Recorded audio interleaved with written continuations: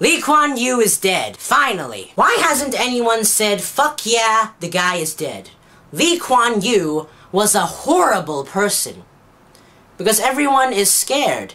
Everyone is afraid that if they say something like that, they might get into trouble, which, give Lee Kuan Yew credit, that was primarily the impact of his legacy. But I'm not afraid.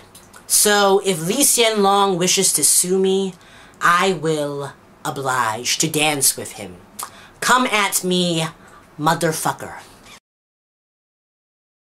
Lee Kuan Yew, contrary to popular belief, was a horrible person and an awful leader to our country. He was a dictator, but managed to fool most of the world to think he was democratic, and he did so by still granting us the opportunity to vote to make it seem like we have freedom of choice. However, during your rule, you controlled the entire media and education, proliferating nationalistic propaganda on a daily basis. Like right now, since Lee Kuan Yew is dead, all day you see 24-hour news coverage of necrophiliacs sucking Lee Kuan Yew's dick.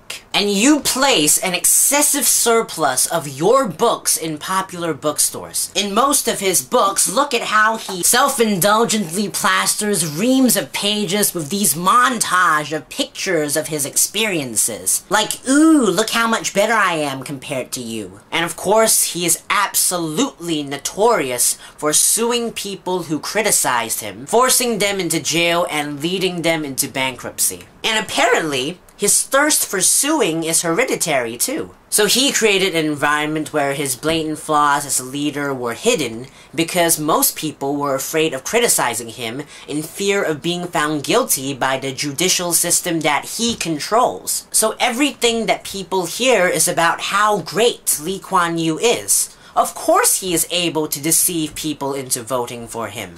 Despite our voting rights, he is undoubtedly totalitarian. Now, seeing what Lee Kuan Yew has done, I'm sure many individuals who have done similar things comes to mind, but I'm going to compare him to someone that people haven't really mentioned before. Jesus. And the aptness of that analogy is heightened, seeing how Christians seems to be a really big fan of him. They are both power-hungry and malicious, but deceive others into thinking that they are compassionate and kind. Their impact and legacy will ultimately not last as more and more people find out that they're full of bull. And Lee Kuan Yew's followers are completely delusional and ignorant, and have absolutely no sound logic or knowledge about him that is grounded in reality, which Lee Kuan Yew very easily manipulates, similar to the Christian knowledge of the Bible and the work of a multitude of priests. On the surface, he seemed quite successful. He turned Singapore from a small seaport into a bustling metropolis, rife with skyscrapers and its own casino. World leaders seemed to like him, most notably Margaret Thatcher, and many foreigners and millionaires wished to invest in Singapore. But you look deeper, and you find out what the true nature of Lee Kuan Yew's Singapore is. I'm sure most of your parents have told you how luxurious Singapore is, and how if you go to another country it would be much harder and much more expensive.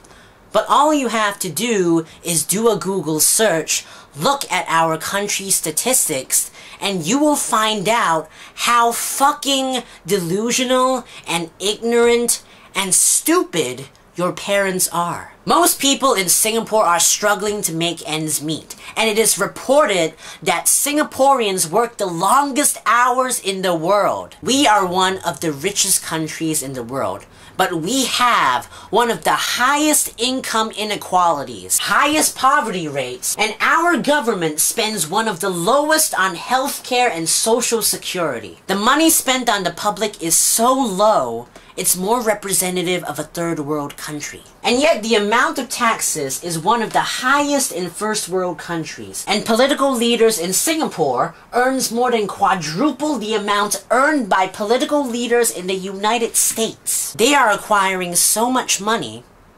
Why aren't they spending it on the people? What are they actually spending it on?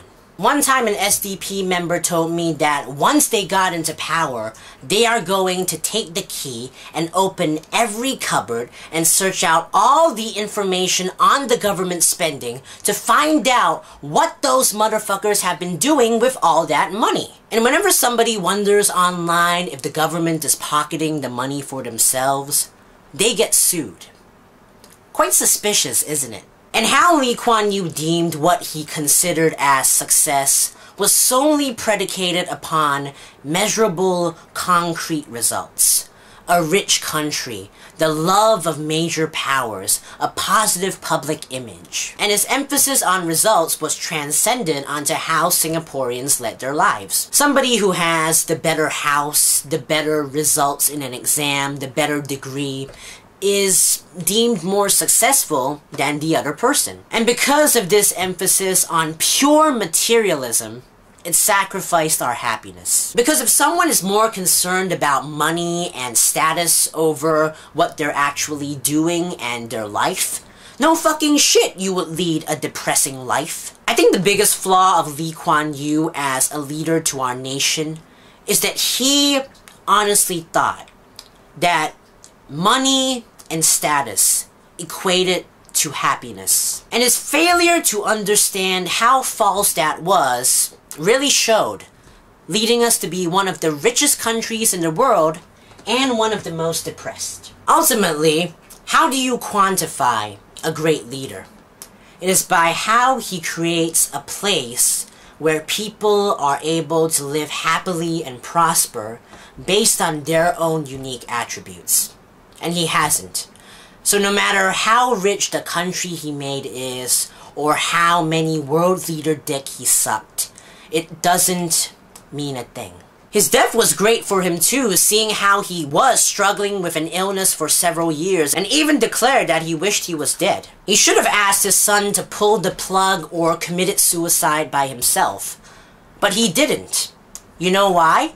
Because if he did, his band of sycophants who for decades have been voraciously sucking his oblong dick might despise him, and his oh-so-great reputation that he so desperately tried to uphold might shatter, because it would be deemed quite controversial for a leader to end his life with suicide. And it is rather tragic, isn't it, that he had to suffer the last few years with the atmosphere of materialism and the meat-headed need for a positive image that he himself created.